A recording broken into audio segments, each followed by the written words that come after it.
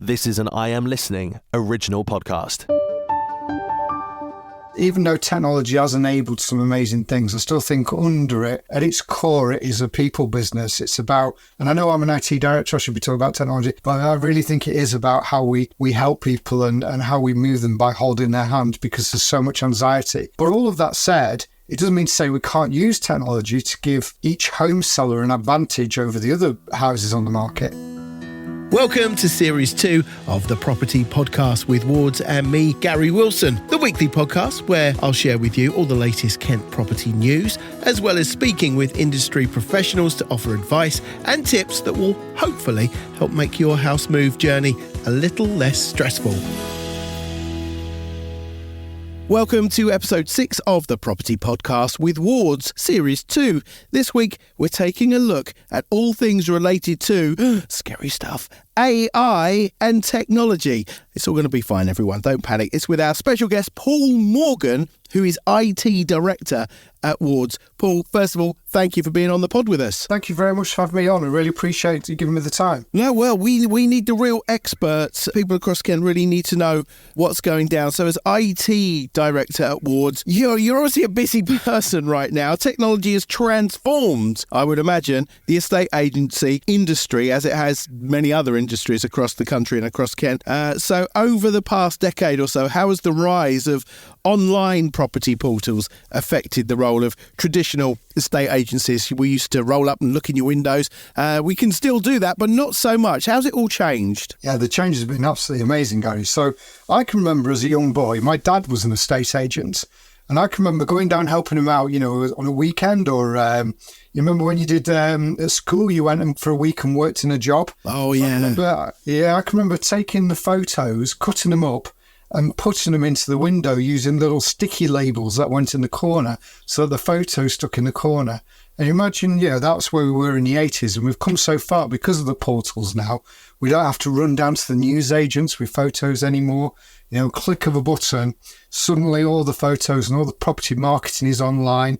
It's available to everyone, nationwide. So it's not just marketing to a local area anymore. We're now marketing nationally. So online property portals have really changed not just how we go about marketing, but actually how we go about business. Anybody can get in touch with us at absolutely any time over all our properties.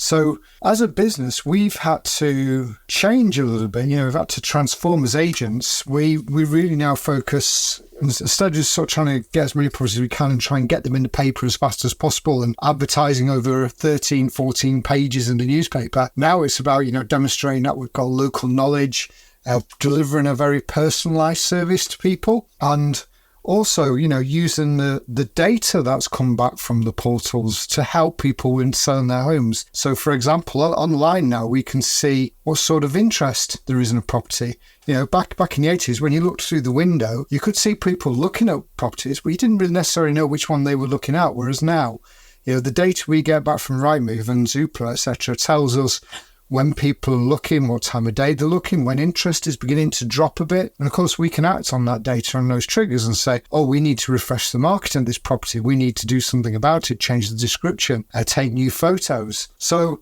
it's really changed how we go about marketing properties and how we present ourselves. Yeah, and I guess it's harder because obviously local estate agents are up against, the whole world, as you say. So, people expect a certain level of, quality of pictures. They expect all the blurb that goes with it, all the descriptions to be bang on as well. So I guess you have to really raise your game because you're seen as another portal on the internet. You're at that level. Well, yeah, I mean, we saw, some agencies tried to create this online only model where they felt that everything in the estate agency process could be automated via emails and people advertise themselves. And over the last 10 years, we've seen the rise and fall of those operations because really estate agency selling a house is quite an emotive thing to do. It's probably your biggest asset, the biggest thing you own. You're probably emotionally invested in it, bringing up children in that house. I can't imagine moving home at the moment, and you've got so many ties to this house. And I think that having somebody who's an expert, not just in the property selling process, but in the local area, really, really helps. And even though technology has enabled some amazing things, I still think under it, at its core, it is a people business. It's about, and I know I'm an IT director, I should be talking about technology, but I really think it is about how we help people and how we move them by holding their hand, because there's so much anxiety. But all of that said, it doesn't mean to say we can't use technology to give each home seller an advantage over the other houses on the market. So, for example, some of the things that we've seen over the last 10 years that have come in of virtual reality tours. So, for example, videos walking through the house that really became popular during COVID. The doll's house view of properties, so you can look from the outside as if you're looking into a doll's house. They really set properties apart. Agents who do video calls now to help show you around, that's becoming popular. What we've seen in the city areas, particularly on rentals, is more social media marketing of rental properties, to attract the younger demographic. So there's lots of things going on with technology. But the one thing I will say is that it's also changed how agents think. I can remember way back when, in the agency I used to work in the Northwest, we would always have the view of don't tell buyers too much about the property too early, because we want them to get them over the door. We want them to actually go in the property, imagine what it'd be like to live there. And therefore, I can remember back in 1990, we were reluctant to do floor plans, whereas now there's so much information available, there's so much data about properties, price per square foot, all this kind of thing, that we have to provide the data. We've changed in the way we deliver customer service, and now we want to get as much data out there as possible. Hence the technologies like the doll's house, setting wards of Kent apart. And I just think it's a really exciting time to be in a estate agency because of that mentality shift. There's a lot to think about, isn't there? But it's interesting how so much of that technology is, or I suppose all technology, is really about enabling people to do their jobs, albeit in a different way. And it is about finding out about what your customers do. It might have been in the old days, you'd look through the window and see someone looking in through the window, and you might judge them from their haircut and their clothes and try and work out a little bit about where they might be coming from and what they might be looking for in a property. And now you've got cookies and you've got all the stats and all the other searches that you can do. It's quite incredible. What are some of the most important tools and the platforms that estate agencies use or should use to improve that customer experience? Because you don't want to lose that one-on-one kind of feel, that human touch. Definitely don't. When we're a service company, we're all about providing a fantastic service to people. So technology is going to augment that service, and it can't. We don't look for technology to replace what we do. We look for it to augment what we do. And a good example is a website. So everybody's got a website. I can remember websites, 10, 15 years ago, looked like they were catalogues. Then along came websites that showed the same information, but just changed the layout depending on whether you're looking at on your computer or looking on your iPad or looking on your phone, responsive websites. Nowadays, you can get websites that if you say register to say, I'm looking for a property in this particular area, then the whole website can change. So the homepage knows that you're looking to buy in an area, so it can present information to you that's relevant to the area. When you get to the particular properties for that area, let's say you want to, say you work in a hospital, so you want to be near work, walking distance to work. The websites now can tell you how far it is to walk to work, what sort of broadband speeds you've got, things like that. So there's lots of cleverness that estate agents can choose to use in order to promote the right information to potential buyers or sellers and for them to get the information quickly. That's just websites, but there's loads of other things out there that are going on. The software that estate agencies use is changing quite dramatically, and that's enabling new capabilities. For example, it's enabling us to interact in social media to present ourselves as local agents and local knowledge people a lot faster. The data analytics, which you touched on earlier, we can now get the viewing feedback and provide that viewing feedback in a really clear and articulate way to vendors, people selling their homes. and provide trends on viewings. Someone's had 10, 15 viewings, we can provide a trend of sentiment of what people think about the property. And on top of that, technology that's coming down along quite soon, chatbots that can integrate and actually understand what's going on with the property behind the scenes, so they can answer the really quick questions. And that's not to take the people out of the process. That's just in order to get to the super fast questions quickly in order to bring people into the process, at the time of most value. It's incredible, actually. It's like you've got to think of everything ahead to make this IT system work, rather than, flying by the seat of your pants and people that have maybe got the sort of gift of the gab and all that kind of stuff. Sure, that is still all very important when it comes to meeting one-on-one, but there is so much that I would never have thought about that you have to have already thought about before, or literally as that person clicks on a website. It's just absolutely amazing. Coming up in just a bit, artificial intelligence. We all know it was going to be the future until it suddenly turned up, and it's here now. How is that changing estate agency? We'll find out in just a bit. As Kent's local independent estate agent, Wards utilise years of experience and expertise to promote your property in the best possible light to the largest possible audience. For more information, receive an online valuation in less than 30 seconds or book an in-person appraisal of your property with us today, head over to wardsofkent.co.uk to find out more about our unique approach.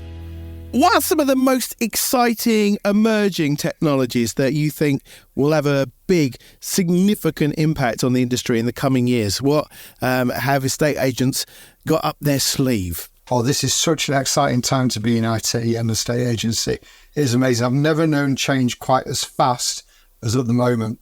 Some of the things that get me excited personally are things like the augmented reality. So the ability to put on a headset and visualize whether you're in the house, how you're in the house and how you move around the house. Now, I know that technology has been around for a while, but it's just getting so slick now. I'm personally really excited about that one. But I recognise that, that's just the inner nerd in me, and that's not for everyone. Some of the other things that are coming on I think are really cool. Weirdly, 3D printing. I think the idea of somebody walking into a branch and saying, can you tell me about this house? And we quickly print the ground floor and then say, oh, this is over here, this is over there. Maybe print some furniture and move it around a bit like Lego, allow people to play with their house. I think that's quite exciting. I think the most practical one is going to be drones. The idea of drones. Of course, so, yeah. If we had a fleet of drones, someone rings up and says, can you tell me about this house? Just fly the drone over. Oh, this is it at the moment. This is what it looks like. Ring up the owner, says, all right, if we just quickly pop in, the drone comes in the house, quickly flies around, shows you around the property. These be able to do the remote viewings really quickly. I think there's quite some exciting potential there. I think the downside of that, of course, the dog will jump up and grab the drone. so there's lots of hurdles to overcome with these things that are coming. Absolutely. But you hinted at AI earlier, and I think AI is really where some of the juice is going to come over the next 5 years. Yeah. Well, come on then. Let's not tease people any further. Machine learning. What that is, let everyone know if I think they've got an idea. Most of us have an idea of artificial intelligence and machine learning. Is that the same kind of thing as AI? Is that part of AI? Is something different? For the purposes of this call, it is pretty much the same thing. There's a couple of different types of AI out there. There's image AI, there's words, language model AI, numbers AI, and all they're doing is creating connections, relationships between different things, so relationships between numbers or relationships between words. And once it knows the relationship between words, it can then come out with sentences and appear like it is intelligent. But it's not, it's artificial. But it's a super clever technology and it is really, really good. So there's loads of things we can do with AI that's really, really going to help home sellers. So for example, we could have AI be able to answer calls, at silly times when, we're all tucked up in bed, achieving that work-life balance, and AI be able to tell potential buyers, maybe shift workers, about a property, and shift workers be able to book a viewing or make an offer, through AI, should they choose to. Because that's what we believe at Wards. We believe that if you choose to use AI, then you should. But if you don't want to, then we shouldn't force you down that route. You should be able to engage with the human. There's things we can do around training staff. At the moment, there's already technology out there that will measure the the performance of a phone call and say whether that phone call was a good one or not, whether it opened well, whether it closed well, whether there was any pressure selling, whether there was any objections that were overcome well. And with this call data, we can then coach our staff to become really high performers and become really, really good estate agents who focus on the customer. And that's ultimately where we want to get to.